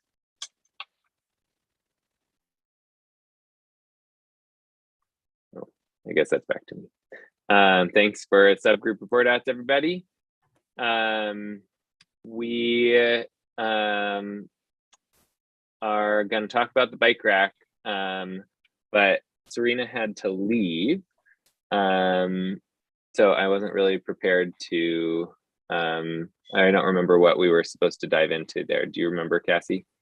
Well, I think it's been a couple of meetings since we kind of opened up the bike rack, but I think it's just time, like we used to hold, to look at the bike rack and add things that we might want to discuss. And then this will lead right into our agenda setting time for the next couple of months. And so I'll pull up the agenda setting in the next couple of months, but you'll see, I do think that even in May and June, I think we potentially have some time on the agenda. So I added down here for the bike rack, land use education. I didn't really know where it fit because it's a community topic, but it's not like something that you need to then take action on. And so that we'll need to decide to add that to an agenda if we want to actually put it on an agenda. But so I added that from earlier today, but is there anything else that you all wanted to add on the bike rack? Or is there anything on the bike rack that anyone wants to kind of raise for potential consideration, I guess, for agendas? Could I ask for clarification? I guess I don't think I realized. It looks like we probably need to have a committee member who is sponsoring any topic in order to have any kind of progress on it, right? I think that's sort of what this community topic category is about, right? So we should look at this and think if we want to take responsibility for trying to make some progress. Yes, yeah, thank you for that. That's right. So if there are any of these topics that people feel like you want to take next steps on, the step now would be saying like, I will sponsor that and do some research into deciding next steps. And we have the ones that Covey already sponsors. So I don't know if Covey, if you feel like one of those topics or something that you feel ready to bring back to a full committee. So does anyone have anything to add or anything they would like to sponsor?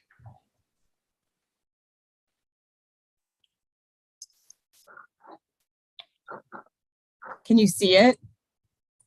We can. I'll send this out next time in advance. I'm sorry, I forget to do that sometimes. And I see two hands of Covey and Mark, but I also just want to mention, I know we're all still figuring out this online meeting thing, but when there are things, if you need to look in on the Zoom platform, if you're on Zoom, if you go up to the top to view options, you can have a zoomed in version of yours if you're trying to look at something in particular or have it on a screen that you can't see everything on. But Covey and Mark, you have your hands up. So I had just raised it earlier to Cassie's question about whether I wanted to bring any of those topics or had any updates on those topics, but I can talk about that after Mark if he wants to sponsor any of them. Yeah, I was just thinking, I know I've mentioned a couple of times and we've kind of floundered a bit on some of the natural gas issues. So do we feel that those are two separate issues? I know there's the franchise agreement. Does the franchise agreement officially cover the question regarding new connections? Well, so for the franchise agreement, you mean like is natural gas / fuel choice, and then are these two separate? Yes. I think they're different because I think that, well, I mean, this one we kept broadly. We had talked about natural gas in a few different ways. So we kind of bundled them into this natural gas / fuel choice, which is not very actionable or specific. I think the franchise agreement was a specific request from 350 Deschutes that this was meant to capture, which I think, so they're related, but this one up here, like it might behoove us to define it a little bit more specifically than just a general natural gas part.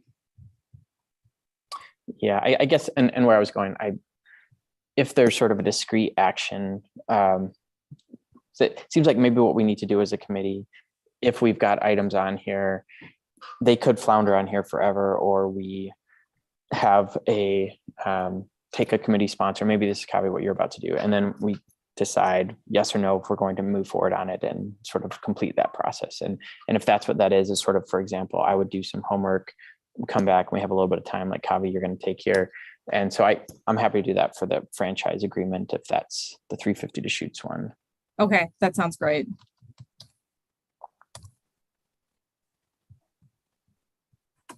Kavi? Yeah, so first I can just give an update on the two topics there. I did do some more research on the HOA rules, and basically what I've found is that it's really complicated. The city actually doesn't even know how many HOAs are within the city, and there's no there's not a direct, I know there's no statutory authority, but there's also no direct way to kind of reach all the HOAs. There's neighborhood leadership, NLAs. So there's basically what I found is that it's a lot more complicated, and I'm not sure what the way would be to move forward on that. So I feel like I'm happy to still kind of do more research when I have a chance. But if any other committee member feels strongly about taking that on, I'm happy to transfer it over as well, since my plate is rather full as well. So that's where it stands right now. So if you wanted to kind of put that as an inactive topic or inactive, or take it off the bike rack for now, that's totally fine too, just so we're not having clutter up there. But it is something I'm personally still interested in, but I just don't think there's a path that I see right now that the committee could do anything about. Okay. So that's on the HOA rules, and that's just my personal research. So if anyone else has any different thoughts, we can keep it on there. On the climate emergency declaration, that is something I'm still interested in moving forward. It does say I'll check back. It was supposed to be something that was going to be led by city council, but I do think they need more kind of external reminders or pressure, including from the committee or from environmental groups or just the community at large. I do think what Councilor Broadman brought up during our stewardship meeting was kind of in line with kind of like, we need to be doing more, there needs to be more urgency. And I do think I continue to kind of feel that, if I was being honest, I don't think I am doing everything I can as a committee member to treat this like the emergency it is. So I know we're doing a lot of work, but I do think if there's a way to bump it up at the city level and make it a priority and devote more resources or whatever is kind of needed, I think that would still be helpful. So I'm still in favor of the committee considering and passing climate emergency declaration, especially if it's something that we can do without spending a lot of time on it. Okay, is there like a status change then and what this should look like? I would love to hear from the committee if they're open to kind of putting this on a future agenda, to pass it as a committee in a form that the committee is okay with. So I'm asking the committee if they would like to change the status to bring it back to the committee. Okay, let's hear from anyone else who has anything to add to the bike rack. And then once we wrap that up, we'll go into agenda setting. And then so we have kind of on the table that's one of the topics. Thanks. Kelly, did you have something? Yeah, I was just going to say, well, the first is a question. The HOA rules, is that similar to the xeriscaping requirements? Are those? It was, yeah. So I the way I researched this was basically I found two issues that were brought to our attention: the xeriscaping rules, where the HOAs basically prevented a homeowner from, implementing xeriscaping, and then the other issue that was emailed to us, I think, was the solar panel issue, where someone wanted to install solar panels and basically their HOA had requirements that made it not financially feasible for them to install them in that way. And so the common kind of restriction that I was seeing was the HOAs have certain rules that seem basically against what we're trying to do as a city in terms of our climate and environment goals. And so I was looking at it from, is there a way the city can urge or encourage or get HOAs to change those, and in some cases, outdated rules or just anti-climate rules? Okay. So I was going to say, if those two are aligned, and as a committee, we think those are important to continue researching and providing updates, I'm happy to take those on.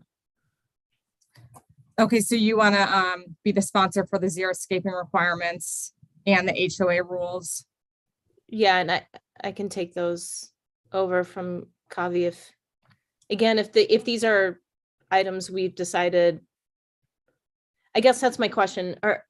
I'm happy to do, I think, much like we said a little bit earlier, Mark was saying, research and analysis and report back to the committee, and then would the next step be, as a committee, we make a determination whether to move forward on them or to take. So I think the role of the sponsor is, I don't think there's a guarantee when you sponsor an item. I don't think there's a guarantee that the committee will for sure take actionable steps on them. The role as a sponsor is to say, I care about this, so I'm going to look into what we might be able to do. And then you can ask to come to an agenda, and then you can kind of pitch something more well-informed to the committee to consider. Because I think what we were having before is like just discussing, should we take action on this? But since no one had any information or research into it, we couldn't decide how to move forward. So the sponsor kind of takes care of that, and then likely would make a pitch in some direction. Okay, so Kavi, I'll reach out to you separately. I can do a download, and then maybe in that discussion, you and I can make a determination. That sounds great. Thanks, Kelly. Yeah. Okay, cool. Any other last minute? Oh, Bill? Okay, I guess I'm not muted. Yeah, I know. I hate to be on every day in committee, but North, there's the natural gas thing that in terms of an ordinance on that is an important one as well. And it's a big one. And I view like maybe the HOA rules and xeriscaping maybe as smaller project that we might actually get done in a shorter period of time and maybe rise to the level of being taken on as agenda items to the committee. But I'm a little concerned about the natural gas one, adding something to another really big one. We're working on quite a few big ones right now. And yeah, I don't want to lose that one either, because it's actually another very large contributor. So I'll be the committee sponsor, but I'll do some research, but I'm hesitant to try to bring it forward until we get some other things done. Does that make sense? Yeah, so you can be the sponsor then, and then you can just choose the right time at which to propose to bring it. And I might switch this then. Are you going to be looking, just because natural gas, this is just not clear enough what we're talking about. Yeah. Will you be looking at specifically like an ordinance prohibiting natural gas, or is there something? New natural gas hookups. No new natural gas hookups. That's the one. I mean, that's one that seems to be happening around, and it makes some sense because they're 50-year decisions. And well, I'm not sure what the fuel choice. I'm not sure what that meant. Yeah. Does anyone remember if I changed this? I just can't remember when we put these because these are from the bike rack, and we had it in the other form. If I changed this one to no new natural gas hookups, was there another piece of natural gas that we're missing that we need to add as like its own line item? I don't believe so. I think that's kind of. I don't think so either. About. Yeah, this one will be controversial too. And Fuel then Mark, is it? Oh, go ahead, Neil. Fuel choice is just talking about in existing buildings and incentives. So our incentives require no fuel choice, and so people can get stuck. Oh yeah. Okay. Yeah. So I think no fuel switching. Yeah, I think it's a. There are a lot of topics around natural gas, so I understand the split that we have right now, but in my mind, I think just the fact that we don't have topics around any of these pieces of the natural gas part of our climate action plan, in my mind, it's all in the same category, and figuring out individual strategies comes from that. But if people are willing to take individual chunks, I'm happy to support that too. Or we could just call it natural gas strategies, and then we'll figure out which ones are the ones we need to do now. I mean, that's another way. Because you're right. Fuel switching is huge. Yeah, I just want to make sure, like Bill, like what are you going to do research on? Are you going to do research on an ordinance prohibiting new natural gas hookups, or are you going to do research on natural gas strategies, and report back more comprehensively? Okay, I think I like specificity. Let's pick the natural gas ordinance around new gas hookups, and then we'll figure out what to do with the rest of it. Because I think and I'll just say, just weighing in here for a second, I've looked at this just slightly, but since there hasn't been council direction, I get a little nervous about looking at, I know Berkeley, I know some limited cities in other states. Seattle has done a somewhat limited, only commercial development restriction on natural gas. But my immediate concern goes to whether in Oregon there's any preemption issue. We would have to do, this would be a project for our office to see whether and how, and we also have the franchise renewal with Cascade Natural Gas that is kind of a separate issue. But I would hesitate to spend a lot of time looking at models without our office doing some legal analysis on what could be done in Oregon and what other cities in Oregon have done and whether it's been successful. And we have home rule authority, which is good, But there are also laws in the state on regular, so it's just a bit of a legal project for us that I'd want to be sure that this is something that council is interested in taking on, because it is a big project. Every city that's even looked at it, there's equity issues. There's just a lot of issues with it. So it's fine to look in general, but our office is pretty busy and I need to assign someone to figure out some of the parameters of what could be done in Bend. You might check with Eugene. I think I saw that Eugene is in looking at that. Yeah, I did see some of what Eugene was trying to do. Yeah. And I just want to do a quick time check because I think we can go down, with each of these, we have a lot of opportunity to go down into detail. And I think we'll just have to do some follow-up either afterwards or offline because we only have 3 minutes left and I do want to have the opportunity to do some agenda setting as well. Yeah, I would like to move on. And Mary, maybe you and I can talk offline about the best way to kind of coordinate, like at what level, Kavi, did you have something really super quick before we go to agenda setting? Okay. My hand was still raised, sorry. Oh, good. Okay. Thank you, Neil. So I have 4.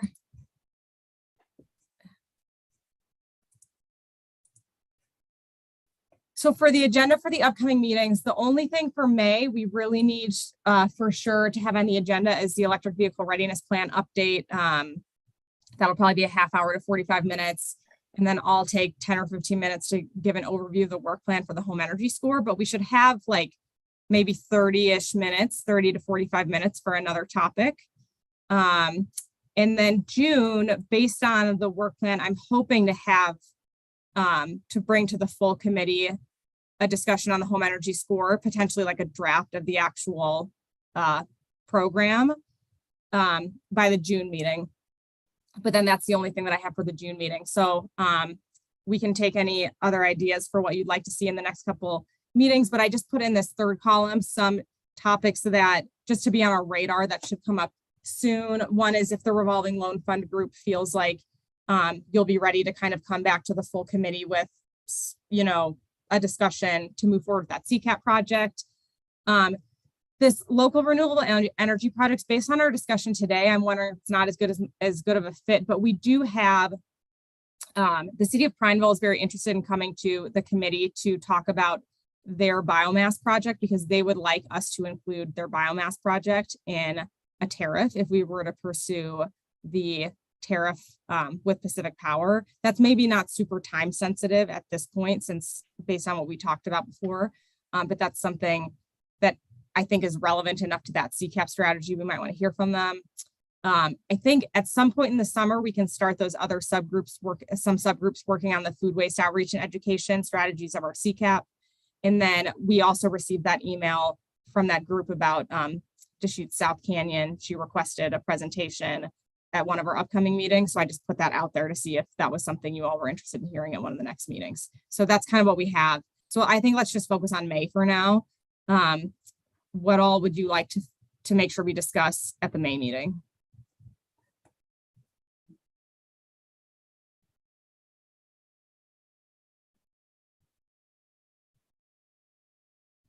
Kavi? So I brought up the climate emergency declaration. So if that makes sense, if the committee is willing, we could add that. And then my other support would be for basically any of the other CCAP actions. I would love to start working and having, especially if we're doing subgroups again, to get more CCAP actions rolling like we did with the home energy score. It feels really good to kind of get some of those actions underway at least. So the food waste outreach and education, I think that's something we get rolling because we know it's going to take some time for research and development for that too. So those are my 2 recommendations. Kirsty? Maybe Peter and Bill could present a little more in depth on what they find out about the Pacific Power initiatives or what they're trying to do with the renewables. The question will be whether we have anything. Further, right. True. Yeah. So maybe just if May makes sense, if you're there yet. Or Well, I pushing don't, out, so but- with that one, I don't think that Yeah. there's more, what we know right now is what Pacific Power presented and what we discussed Right. today is basically all we know. Okay. And there's nothing, I don't think we're gonna learn anything different by May, I guess is what I'm Okay. trying to say. Yeah. That's, yeah. Where does land use planning 101 fit in, or does it? Is it 30 minutes worth? As I think climate emergency is going to be a longer discussion than 30 minutes. Or maybe not. I don't know, but that feels like it. Covey and then Rory, and then I know we're over time, so. I just had a quick clarifying question. So if you could remind me, Cassie, I think we decided on 6 priority CCAP actions. Is there like a tracker where we are with those 6? I'm just curious if there's any others we could put in there, or are they all on this page already? They're all on this page that Okay. have not, yeah. So so the revolving loan fund is the other one that we're kind of working on actively now. I think that group is probably not ready to come in May. So I think the proposal we have, and Neil chime in as the chair, kind of how you want to do planning for the next agenda. But I think from Covey, we have a proposal of talking about the climate emergency declaration. So I guess hearing if that's something you all want to move forward with in May or not. Rory? To that question, yeah, I would support hearing about the climate emergency declaration in May. I was going to comment, Bill mentioned the land use 101. I would also like to see that if we're going to do it on other topics for May through August, and specifically either before or concurrently with the Deschutes South Canyon presentation that was offered, if we decide we want to hear that, just because I think we'll sort of need that context to understand that issue, and it's hearing from neighbors especially. Okay. So for May, since we're over time, it sounds like, and we've lost a lot of people, it sounds like there's general support for talking about the climate emergency declaration with the last half hour to 45 minutes that we have in the May meeting. And so Covey will plan on you kind of leading that discussion. Sure. Okay. I think that sounds good. And then I'll talk with Neil later, and we'll maybe map out the next couple of meetings based on some of the feedback we've heard. Okay. Yeah, sounds good. Thanks, everybody. We did another good one. See you next month. Thanks all.